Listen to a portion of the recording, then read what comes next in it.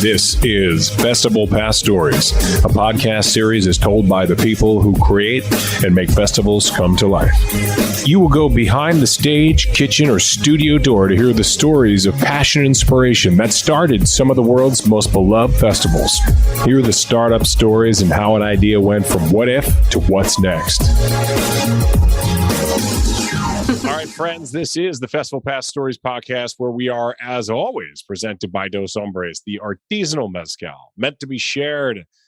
Don't drink it all yourself. That's not even responsible. Created by Aaron Paul and Brian Cranston. Have a drink with us at doshombres.com/delivery. Also, exciting opportunities happening at Festival Pass. And have you ever had that or wanted to have that opportunity to invest in a product early? That could be the next Airbnb. What? Tell me more. We'll learn why entrepreneurs and celebrities with exits approaching $10 billion have already invested in Festival Pass. Of course, we've got the NFT, which has got an unbelievable utility to it now. Go to invest.festivalpass.com to learn more. Folks, we are Festival Pass. This is the Festival Pass Story. So we are obviously all about festivals, and it always feels like it's festival season around here. And the very best festivals, in my opinion, are music festivals, because they bring it all together. And they don't happen without the best talent. And of course, today, we're going to talk to somebody who knows a little bit about that, knows a lot about headlining festivals. And it's become a big part of her life. So please welcome award-winning recording artist. We'll get into those awards later. It's award-winning recording artist, Crystal Starr, coming to us live from the Starrship, a.k.a. her recording studio. I love it. You know, I grew up with Jefferson Starrship, and then they just became Starrship. So, you know, and originally, even before my time, they were Jefferson Airplane. So very exciting stuff. So what's happening in the Starrship today? Hey, man, you know, actually, it's been a while since I've been in here. It's nice to actually come back. I've been so busy. Yeah, I've been so busy. This is my recording studio. This is where all the magic goes down. Ooh. All the magic goes down. So we tell our fans, we tell our listeners, our fans, I should just say our listeners, that we will take you behind the scenes, folks. It doesn't get more behind the scenes than this. You're in the lab. It is the Baby Yoda. Yeah, Baby Yoda is watching over things. Yeah, we got, you know, my husband with the afro there in the gold too. Yeah. You got a painting by the John Coltier. He paints for Disney, and he painted a picture of me for me. John Coltier. Do you see that? You got Purple Rain right there. Can't go wrong with Purple Rain. Yeah, a moment for Purple Rain. Oof. Wow. Yeah, one of the greatest albums. You got greatest albums clouds? And very good movie too. Oh, yeah, absolutely. I mean, the best movie. I mean, who can go wrong with Prince? Golly. You got these clouds I actually made these clouds for my best friend's baby shower. And I said, I'm not throwing them away. So I put them in the studio. You got, after you worked on them, right? You're working on those arts and crafts. And you're like, you know what? These can't just be for one day. They're going to live in the Starrship. You know? Absolutely. They belong in the Starrship. You are my Starrship. Come take me out tonight. And then you got the lovely, let's see if it turns on. Oh, it's not going to turn on today. My guitar in the background. Usually it typically turns on, but I think it's having a moment today. So anyway. It turns on. It lights up. It plays its own music. It lights up. The batteries must be dead. Yeah. Well, you've been a while. You've been on tour. You've been out and about. You've been out of the studio. You've been out of the Starrship. The Starrship is showing you that you need to show it some love. I know. It really does. I need to get back in here. Well, speaking of behind the scenes and getting down to it, why don't you take us back to how this whole career started for you? Was it like, you know, you're 6 years old and you start singing and your family's like, whoa, this one's got talent? Or was it something that it was, where did it all begin? Excuse me. It kind of all started like, I was 3 years old. I always knew that I wanted to be a singer, and so we sang in church and all that kind of stuff. And my mom can vouch for it today. I used to always say, "I'm going to be a singer for Jesus. I'm going to be a singer for Jesus." I used to always sing in church, and she used to be like, "Okay, okay." So all of my family and friends just always knew that I mean, matter of fact, I have pictures, excuse me, of myself like with a hat and posing, and I don't know. I always wanted to dance and sing, and so I think my family always knew that part of me, and which is why they named me Crystal Starr. So speaking of my name, a lot of people always think that it's a fake name. It's not. It's my real name. My parents named me. They fight over it. Matter of fact, I was at the BBC in London last year or the year before last, and they went on the radio fighting about who named me. So it's real. Oh, your parents were fighting about who named you. Yeah, my mom was like, "I named you." My dad was like, "I named you." I don't know who named me. I just said, "Okay, yeah, both you guys did." And when I'm with my dad, I'm like, "Yeah, sure, you named me." Yeah, right. Make them happy. Make Right, them happy. exactly. You So, know, we'll send them two versions of this podcast. One where she creates it, one where he created the name, so they can both be like, "See, I told you." They can both be right, happy. Yeah. right. They'll both be happy finally. So so yeah, basically I think that they always knew that I was going to be a singer or artist, and Before you were born, it's incredible. before I was born, I guess, you know. And when I was 12, I started singing background actually. And then I got a chance to sing with Jessica Simpson for this Disney special. And I just knew it. I just always knew it. I don't know. It's something that you just always know. And it's a feeling you get in high school. All the kids used to be like, "Sing, sing." So Yeah. I used to go around singing that. It's funny because when you go back to like those like high school days and then you look at your yearbook, like I didn't realize that I used to sing all the time. Like I didn't realize that I used to do that. Wow. And in my yearbook, it's like, "You used to sing all the time," and I'm gonna miss you singing. I'm like, I did. I didn't even know that. But yeah, I guess you know your future's always laid out for you before you even know. Amazing. Amazing. So what was it? What did your high school yearbook say underneath? Like, or were you like in the senior superlatives? Did you were you most likely to be the next big Disney star or anything like that? I don't even know. I think it was like the funniest one or something. I don't know. Hey, My cousin's gonna love that. We have a family feud about me being the funniest in the family, and so he always feuds with me, saying that he's the funniest. No, I don't know, but I don't know. I can't remember. I think I remember like some saying like, "Oh yeah, they're actually funny enough." There's this girl named Shayna. I don't know what her last name is now, but she's in Shayna. yeah, Vanderpump Rules or something like that. There's a show on Yeah. TV. We went to high school together, and in our yearbook, she put, "You're going to be a famous singer, and I'm going to be a famous actress." I didn't even know she wanted to be an actress, but yeah, I don't know if that's acting or not. Vanderpump is more I've of never a seen it. unscripted reality show. Where Oh, they, okay. you know, they keep changing the name of that category, but I believe unscripted would be the right term. Oh, okay. Okay. So Well, who I have knows? no idea. I've never seen the show, so but yeah, that's what she put on Good there. for you.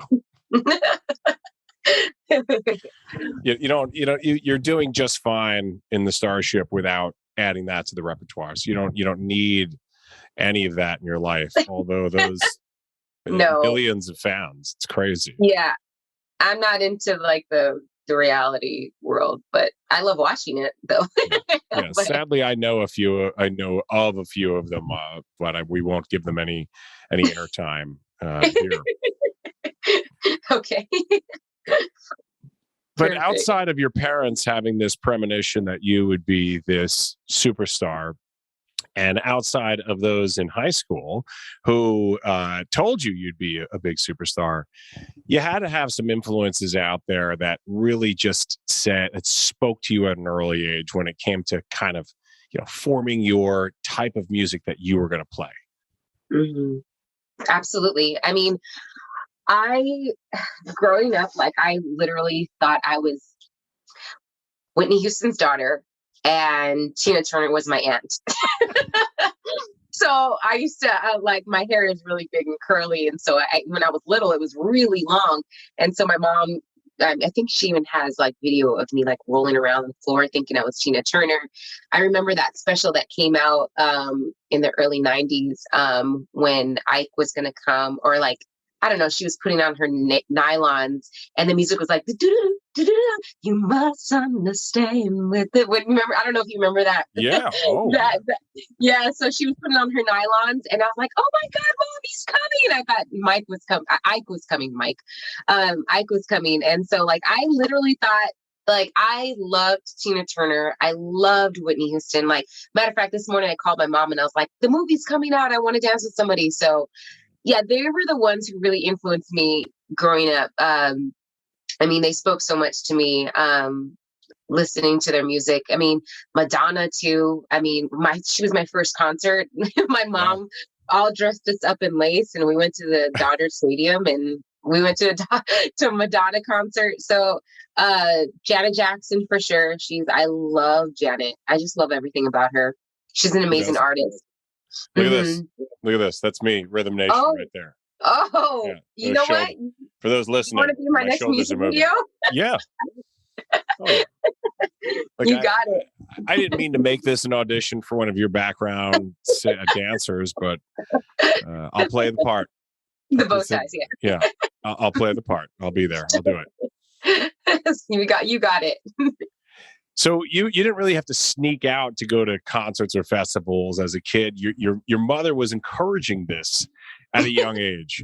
But did that ever happen though? Were you in high school and she was like, "I forbid you to go to this concert," and you just snuck out of the window with your friends? Oh God, no! I was a good kid. Like I would feel guilty myself by just doing that. I mean, my parents are my best friends, so I didn't want to. No. Yeah. And they were like, my mom was cool. Like she, trusted me, and that trust goes a long way. I tell you, when your parents trust you, and then that holds more weight than getting in trouble. Disappointment weighs more. So no, I didn't want to disappoint them. So yeah, well, we're disappointing our listeners because they're always hoping to uncover scandal here on the FestivalPass Stories podcast. Not today, folks. Doesn't look like we're going to get any scandal out of Crystal Starr. We have not, we have not broken any scandals, unfortunately. But when you're ready to have a scandal, please let us be the platform to let you tell your side of the salacious story, because that is what it's all about. So besides besides Madonna all dressed up in lace, and speaking of Dodger Stadium, I heard that Lady Gaga is going to be doing a big Dodger Stadium show coming up, and I can just imagine her giving an ode back to Elton John with she's doing a video. I think she's recording something. Anyway, but she's going to be performing at Dodger Stadium, and I just see her recreating her own version of the Elton John Dodgers baseball uniform that was, you remember that? The covered, it was way before your time, but it's this iconic image of him, just glitter. He's glitter from head to toe, wearing it's like a Dodger uniform, all blinged out. It's really awesome. Cool. And then he's been trying to do this retirement tour for Goodbye Yellow Brick Road for 3 years. Of course, the pandemic got in the way. Here we go. But he's finally doing his final, never again last show at Dodger Stadium as well. And that they're going to record for an HBO special or something like that. So yeah, some unbelievable famous shows happening there over the years.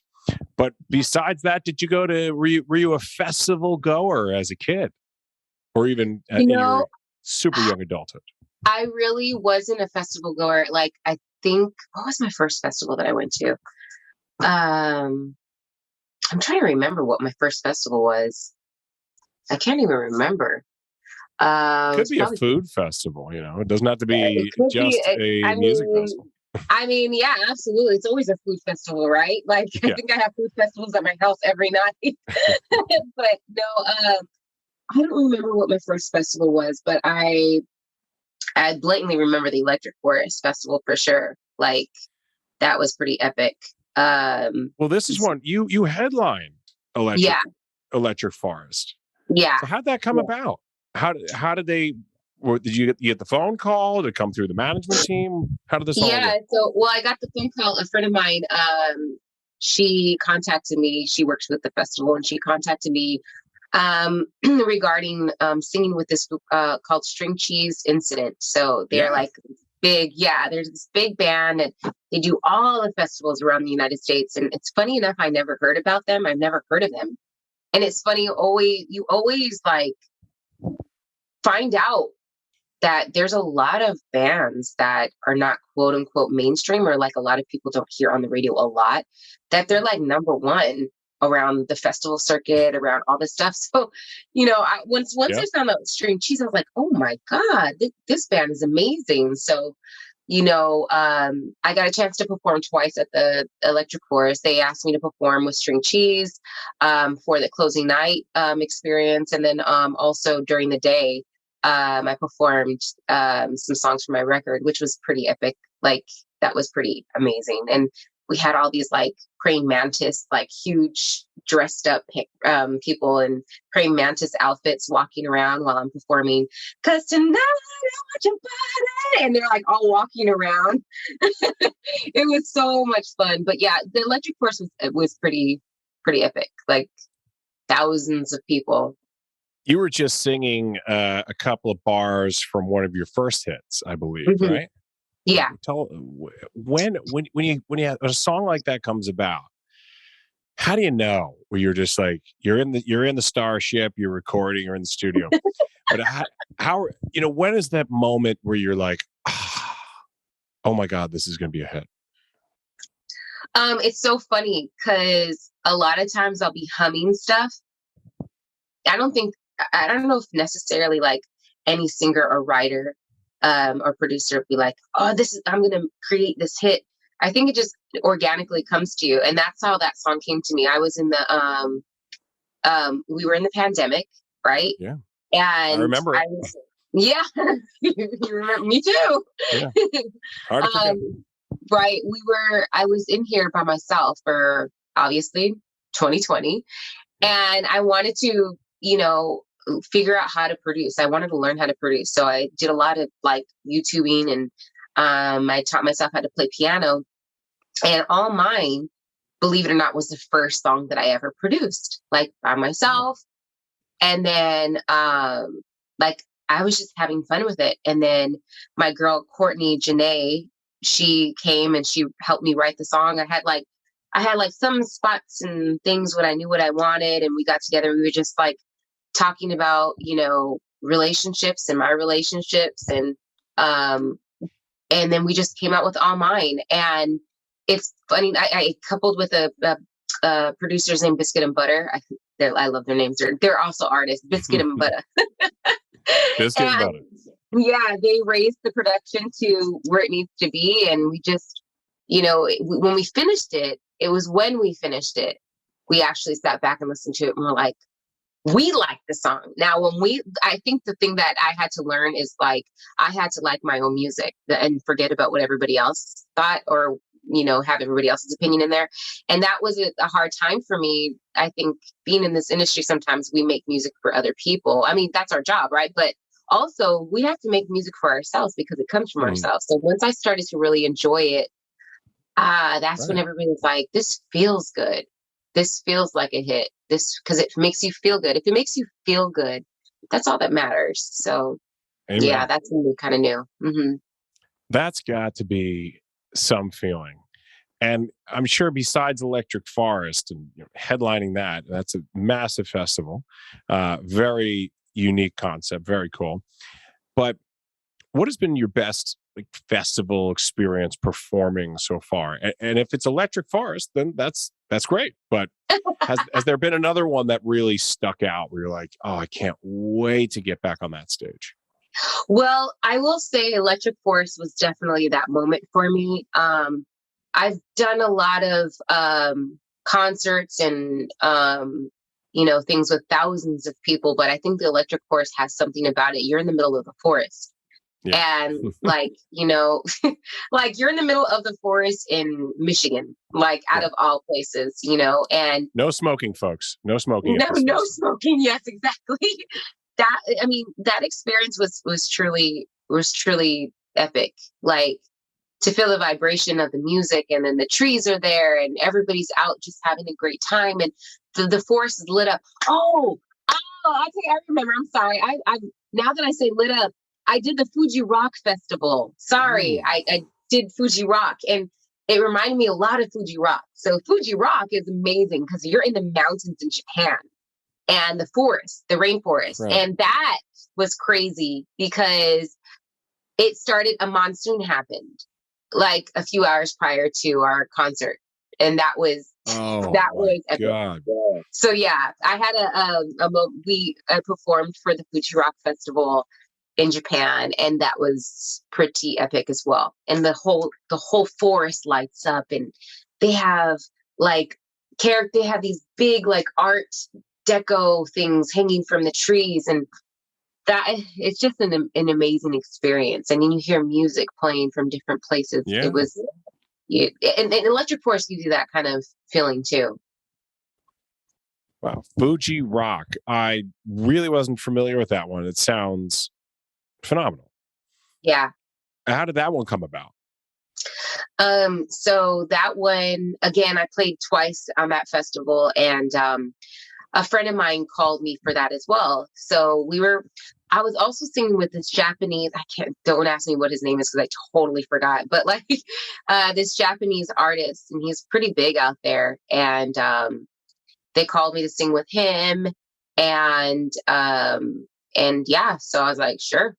Got on a plane and headed to Japan, and sang with this artist that I've never heard of. But when I tell you that this artist had so much soul, I thought I was up there with like James Brown. Like, he was incredible. I wish I could tell you what his name is. I can't remember right now. Yeah, it was pretty amazing. We'll find him. We'll find who that is, because that's somebody that we needed. And this was sort of like the Japanese James Brown, is what you're telling us? Mm-hmm. Yeah, he's like the Japanese James Brown. Could probably just Google Japanese James Brown and we'll see. It'll basically. Yeah. World is too small now with the internet. It's like in 2 seconds, it's like, oh, I found it. What? Right. Yeah. And he's like a really big Japanese artist too. So. Mm-hmm. So then you start producing during the pandemic. Were you doing any performing during that time too? Were you doing like Zoom shows or anything like that just to keep your audience engaged? Or were you putting social stuff up or anything like that? Yeah, we were doing a lot of Zoom shows. I did a lot of like, even within, private stuff, like people would hire me to perform online, or, if it was like a piano thing, me and a friend would get together at their house. We would always make sure we were safe before, and then we would film it for people. And it was neat because everybody was on the Zoom and you could see everybody affected by it. And it was touching. I was pretty busy actually during the pandemic too. So oddly enough. So everybody was scrambling and, doing concerts on my own. I think I started a garage series type of thing. I don't even know what I have all this production stuff in my garage. So we did that. And then also, I forgot about this. I started so I produce as well. I produce concerts called Roll Up Concerts, which is a drive-in series where me and my friend basically started producing these drive-in concerts. The first time we did it, we sold out to 100 cars. Like, we didn't expect it. We sold out 100 cars in 3 days. And then we did it again at the mall, and we rented out a mall parking lot. Yeah, and it's called Roll Up Concerts. It's pretty amazing. I renovated my mom's 1967 Airstream, and I turned it into a stage. It's a 27-footer, turning into a stage, and it's incredible. And then we ended up selling that concert out to 300 cars. And then the next concert we just recently did, we had an audience of 15,000. So it's pretty amazing. Amazing. And by 15,000, was that the 300 people there, and then everybody else was live stream, or was it? No, so the 300 cars was during the pandemic, and then this is post. Yeah, this is close. So then now we're still continuing doing roll-up concerts, and we just did a Christmas concert for the city that I grew up in last Christmas, so 2021, going into 2022, and that obviously people can be out and about, and so Oh, that was amazing. 15,000 people. So now we're Wow. doing a inside the Airstream series where we're taping people inside the Airstream, called Inside the Airstream. Yeah, from the Starship to the Airstream. See, there you go.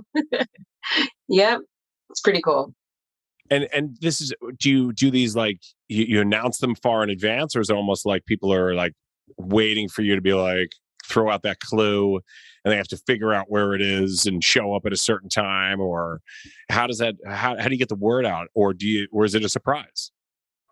Well, it was as we were starting to do it like a secret location kind of stuff, Yeah. but then we're like, forget it. Let's just tell people where it's at, and then we'll sell like tickets where we were going to do that, but then it's like it just became too complicated. So we Yeah. just ended up just letting people know the date, the location, and I think people just they know about it now, so they were looking for it, and it was a lot of through social media. A lot of people, just knew about it through then. So I would perform. My friend Myra Washington, she's also a DJ. So Anderson Pock's band played. A bunch of different people played on the stage. So we had actually two stages, and it was pretty dope. So It the is. roll up concert series is rolling on. Love it. It's rolling on. Rolling Yeah. on. Rolling on a river, Tina might say. Yes, exactly. Yes, we may owe her a royalty for saying that, actually. So we won't sing it.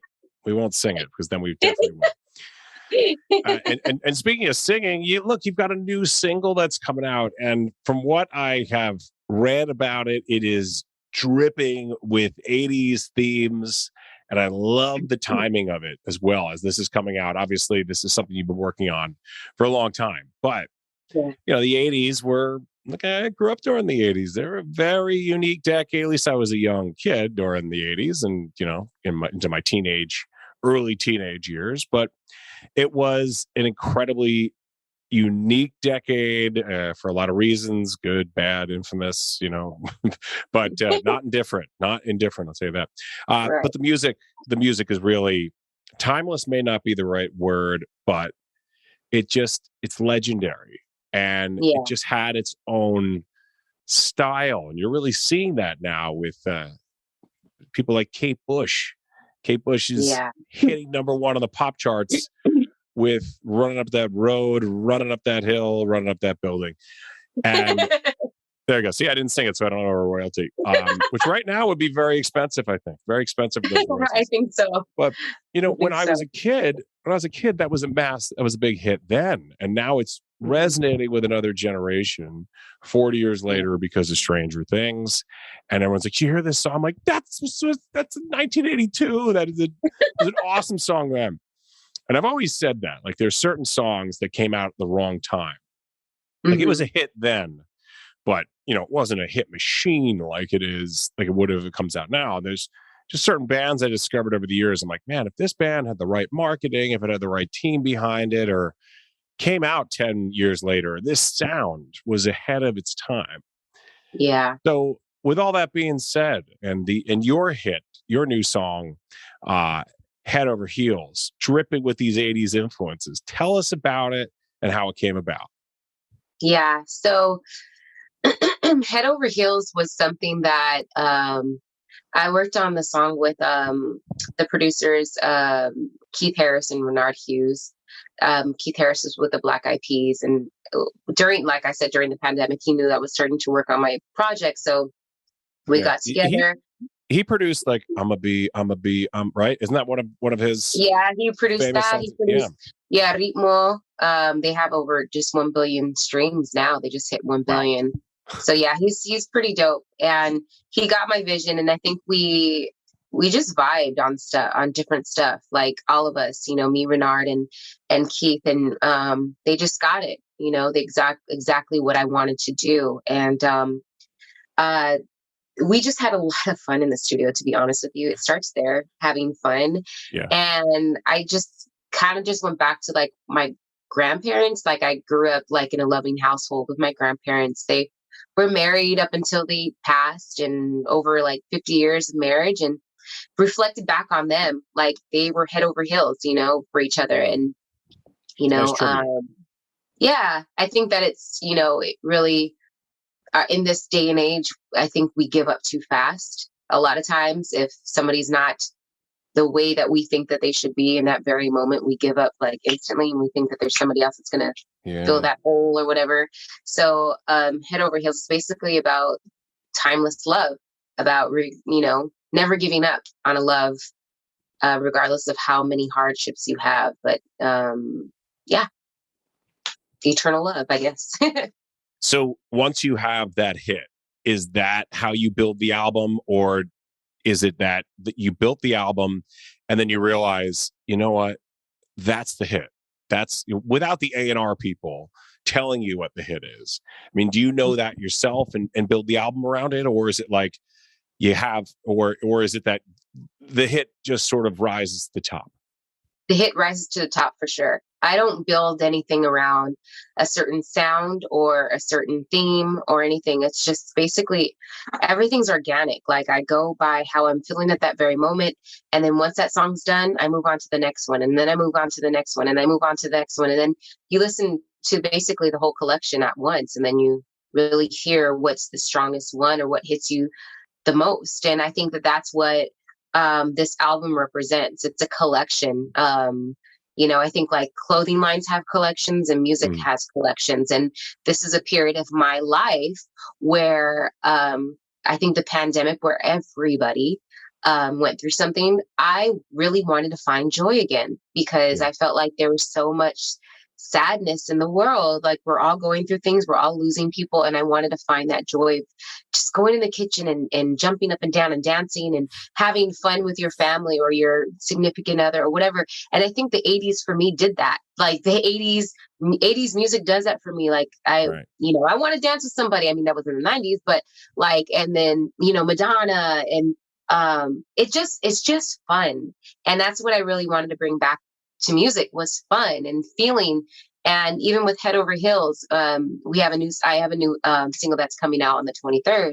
And that one is just like every song that's on the album, we just allowed it to be what it was going to be. And we're like, okay, let's do this one. And I think my team also, like, they're like, can we release like 7 singles? I'm like, sure, let's do it, So It's funny because, it's funny because I would think that it's like you write this hit and then it's like, oh my God, we now have to put an album around this. And then the quality of maybe those other songs isn't so great. I love how you said that you have this collection of songs, and out of that collection, you're like, this is the superior hit. This is the one. This is the first one that we're releasing. And again, a beautiful tribute to your grandparents, that this is about, about a lot of things, but mostly about love and an ode to them. And I'm sure they would be very proud that Source Magazine called you the girl with the golden voice, which you've been sharing that golden voice on stage with. You mentioned Jessica Simpson earlier, Ariana Grande, Kanye West. I mean, so many different people that are genuine headliners themselves. And now, with Head Over Heels and the new album, you're about to headline your own tour. So regardless of putting out a new album and maybe the record company saying that, you've got to get on the road, you got to know yourself that it's time to get out there as well, right? I mean, there's got to be a lot of factors to that. It's not just like new album, road. I mean, you got to be ready for that. Absolutely. Yeah. You have to stay ready. Like, if you stay ready, you're ready, right? So I think that I love performing. I love performing. I love being out in front of people, and really, like, you really, like, my prayer every time I go out there is that, Lord, that you get the glory from this, and that people can see joy out of my performances. And I think for me, I started on Broadway in 2011, and one thing that we would do is we would take them back, because I was on a show called Baby It's You, and I played Sherelle, I don't know if you know their songs, but Mama Said There'll Be Days Like This and stuff like that. And so Yeah. we would take them on a journey. And I think that my concerts are just like that. I take you on a journey. It's not only my music, but it's the music of that built me, and paying tribute to those who built me. And I think that being ready means loving what you do to the ultimate and giving it back to your audience or your fan base. And because I'm completely, truly blessed to be able to do what I do on a daily basis. I thank God every day that I'm able to share my gift and to be able to bring some type of joy back to somebody who's going through something. So I think what you said is completely 100% right. You have to be ready. You have to be mentally prepared. Yeah. You have to know why you're out there doing what you're doing. And just physically prepared too. Oh my gosh, it takes such a toll. Yeah. And all those factors that you're saying, this is something that people don't categorize recording artists, performers as entrepreneurs, but you absolutely are. I mean, you just talked about 5 parts of the tour, which are essentially 5 parts of the business. Like, you've got to keep yourself in shape. That is a big part of the business. You've got to keep yourself, physically motivated and like keeping all that inside you. The prayer that you say before you go out there, it's like you're centered, you're focused. You've created this piece of art. Now you're sharing it with the world, and yes, making money on it, but there's a bigger purpose to it. So it really is. I mean, do you ever look at yourself like that, like an entrepreneur? Because that's really what you're talking about. And it's really what you're doing out there on tour, promoting this art. Yeah. I think I feel it's so funny. I'm weird with titles. Like, I'm weird with entrepreneur or like all that stuff. I feel like it puts so much pressure on my back. Like, I'm an entrepreneur now. But what taxes am I? Oh, am I doing my taxes right? Am I an entrepreneur?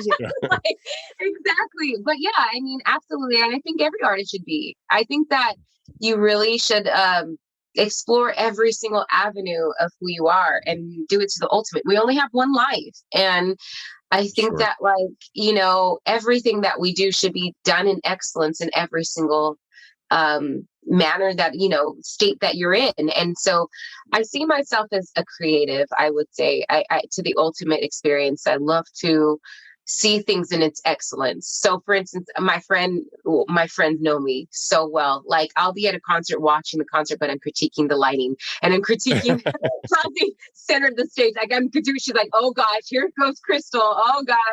So like, I have an eye for those things, and I have an eye for like a feeling of that the way that the story is portrayed. And I'm not saying that I'm perfect, but like, I'm a person that feels. And so if I can't feel what you're doing, I like to try to adjust things so we can feel what you're trying to portray, I guess. Yeah. It's a quest. Yeah. It's a quest for perfection because you care, because you are passionate, and you're passionate about much more than your music. My full-time job is as an auctioneer, and I work with lots of different charitable organizations. And I saw something that you're very clearly passionate about, because when you get involved with philanthropic endeavors, it's got to start with the passion for it, or you'll show up for one committee meeting and then that's it. It's like, I did my part. Which is why they always say 20% of the committee does 80% of the work, because you have a lot of people like that. But you are very passionate about Little Voices.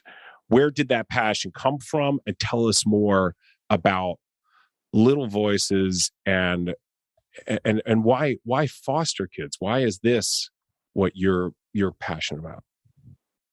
Well, excuse me. Little Voices is my purpose in life. Children in foster care are my purpose. My gift is my song and what I do, and Little Voice kids are my purpose. So I started in 2011. Basically, my neighbor used to take care of kids in foster care, and they used to always come over to my house and basically see, play on my piano, get on the microphone, all that kind of stuff. Because in my house, like everybody knows, I always have things to do. Like, okay, let's do this, let's do that. I was never bored. So they would always just come and have fun. And during those times, I would see a lot of the disappointment that would go on in their lives. A lot of them, we got really close with each other. And I think there's one particular time that stood out was this 15-year-old boy. Everybody next door went to Disneyland, and he didn't want to go because his mom was supposed to come and visit him. So he asked me to go on the grass, stay with him and wait for his mom. So he's like, would you stay with me and wait for my mom to come? I said, absolutely. So his mom was supposed to come at 2. And so we sat on the grass and waited for his mom in my front yard. 1 o'clock came, 2 o'clock came, 3 o'clock came, 4 o'clock came, and his mom never came. And I saw the disappointment on this kid's face. And as a boy, I know as men, a lot of times emotions, you don't want to share that too much, or you don't want to express that too much. And I saw that he was trying to hide how he felt. And it just really broke my heart. And there were so many cases of not just that story, but like, a 12-year-old sleeping in a homeless shelter and seeing things that I couldn't even imagine, that I just broke down crying. And, like having those stories, I was just like, well, after I got off of Broadway, the only thing that I knew I could do was give back through my gift, and was music. And so 2 weeks before Christmas, I went and I opened up for Stevie Wonder, not 2 weeks before Christmas, but in September. And then one of the producers told me not to do it. He was like, because I don't have everything in order. And I walked away from that meeting and I said, I will never meet with somebody saying that I can't do something. And it was 2 weeks before Christmas. He asked me, did I have a concert hall? Did I have kids? I was like, no. Do you have a band? No, I didn't have anything. It was 2 weeks before Christmas. So I have to just do it next year. 2 weeks, a week and a half before Christmas, I had a 17-piece all-woman orchestra. CA donated the largest Christmas tree you can ever imagine.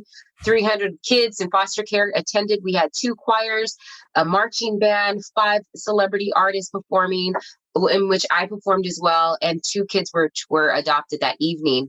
And it was at that moment that I said, wow, this is something that really impacted my life more than anything else. And so the next year we grew from 300 kids to 1,000 kids. And then now, speeding up to today, we've impacted over 1 million kids in foster care. Amazing. And globally. And it's something of my passion. I try to be there every single time to go mentor to these kids, to go talk to these kids. Matter of fact, next Sunday, we're going to go take some backpacks to a boys and girls home, and have a pizza party with them. It's just really about being there for them. They've been through so much, that being there for them. And so that's my purpose in life. And I drive my career is my success is their success. So I fight for them, so that way they can have a voice. Oh, well done to you. I was just working with a client. They focus on foster care, and we were watching a video that we're going to play at the event. And one of the advocates, one of the volunteers that take these kids for a couple of weeks, or maybe they take them, every Thursday or whatever it is. This group of people, they pitch in to be part of the lives of these kids. And one of them, she said, they asked, the child asked for her to do something for her through the main advocate company. And and she said, well, why did she ask for me? And she said, because you're the only constant in her life. And it was like, this is somebody who realized, like, wow, just by me doing this thing, I have made a difference. Giving a few hours a week, I'm making a difference in this kid's life. And who knows what this young person is going to do one day. And maybe they wouldn't do anything if it wasn't for other humans, other adults believing in them, when for whatever reason, other adults have let them down or just disappeared. So I didn't want to get too serious there. We're having a very fun conversation here, but it is super important, folks. So how do we find out about Little Voices a bit more? Yeah, you can visit littlevoices.me, M-E, and to find out what we're doing, to donate or whatever you guys would like to do, volunteer. We need all of those things. So yeah. Well, I can't give you an award for that philanthropic work, but people have given you awards, and hopefully, and I'm sure one day you will. Mhm. I'm already awarded. There you go. Yeah, look, Mhm. you're getting Yeah. awarded inside the ticker here, inside the heart. You're Yeah. feeling it, Yeah. but you've actually collected some real hardware for your talent in singing as recording artists. So I know it's not easy to talk about ourselves sometimes, but I'd love to hear about this first big award that you received. And, how'd you find out about it? Was it like the publicist called you and was like, guess what, Crystal? Or was it like at a show and they called your name? You're like, what? I didn't have anything Yeah. prepared. Yeah. So, the first time I received this award twice. It was the Hollywood and Music Awards. And I don't remember who I was up against or who I was in the same category with, but I do know it was like for best song. And the first time that I won, I was in the audience and they called my name and I was in complete shock. I was like, I didn't even win an award when I was in basketball. Like on the Yeah. team, I was like greatest cheerleader. I'm like, okay, great, thanks. But And there's still a debate if you're even the funniest in your own family. So you still haven't received that award. So I will definitely make sure to send this to him. No, but yeah, absolutely. So I never had received an award before, so I was in complete shock and was complete grateful. Now the second time, I was pretty bummed because I knew I was nominated, but I was sick like a dog. I had gotten sick with. I was sick like a dog. I had gotten sick with God. I had three things. I had bronchitis, laryngitis, and something else going on. And I was told by the doctor I was in bed for a week and a half. I was doing a show at the time. I was in bed for a week and a half, and I couldn't say one word. So I sent a friend of mine, my background singer, Hugh Wilkinson. He went in my place. I didn't know if I won or anything. And I went, and he went, sorry, as I'm in bed, and he's like, you won. And I couldn't even scream or anything. And I just texted him, thanks. yeah, Yeah, he went in my 37 place. emojis. Yeah, exactly. I'm so excited. So yeah, it was pretty cool. And an honor, absolutely. So amazing. Look, we look forward to continuing to follow this career and finding out the next award that you're going to win. And hopefully it's, maybe we're watching we won't say it. I don't want to, jinx it or anything, but that big award show that they put on national television, maybe for music's biggest night, some might call it. Maybe we'll see you up there with Tina one day, but maybe Tina will be presenting it. Who knows? And you can tell her these stories as well. Tina, you're my idol. I really mean that. I can tell. I have a podcast where I said that on, last year, so you can check it out.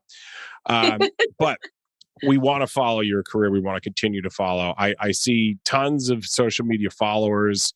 Let's add some more to it. How do we know how to find Little Voices, littlevoices.me, but how do we follow this music career through social, etc.? Yeah, please follow me on my Instagram. I'm very active on there, so you guys can follow me. It's Crystal Starr Music with 2 R's. Star was with 2 R's. A lot of people messed it up and put 1 R. So it's Crystal Starr Music, and I'm on there almost every day, obviously. And then my website is crystalstar.com. So yeah, I'd love to hear from you guys and talk with you guys and follow you guys too. Unbelievable. Well, Crystal Starr, and that's 2 R's in the star, not the crystal part, folks.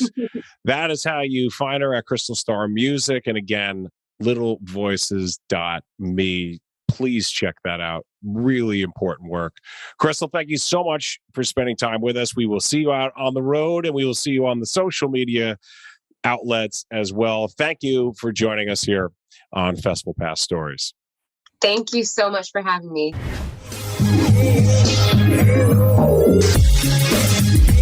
This is FestivalPass Stories, a podcast series is told by the people who create and make festivals come to life. You will go behind the stage, kitchen, or studio door to hear the stories of passion and inspiration that started some of the world's most beloved festivals. Hear the startup stories and how an idea went from what if to what's next.